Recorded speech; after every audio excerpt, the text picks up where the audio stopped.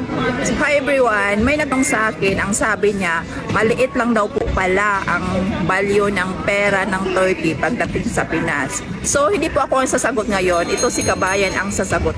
Kabayan, anong masasabi mo? Maliit lang po pala ang value ng Turkish money pagdating sa Pinas. Ano masabi mo?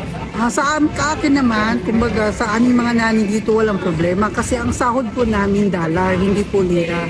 Kumbaga dollar po ang binibigay ng amo namin, dollar po ang papadala sa Pinas, hindi malaking value na po yun. Yan na, totoo po yun na ang value ng pera ng Turkey is maliit lang pagdating sa Pinas. Pero don't you worry mga kabayan, ang sahod po dito, dollars po, US dollars po. So kabayan, pwede bang malaman kung magkano sahod mo? Ang sahod ko po sa isang buwan is 1,000 USD, 5 days a week. Wow, can you just 1,000 US dollars in 1 month. So times 57. So nasa 57,000 something, almost 58. So yun lang kabayan. Salamat. Salamat din.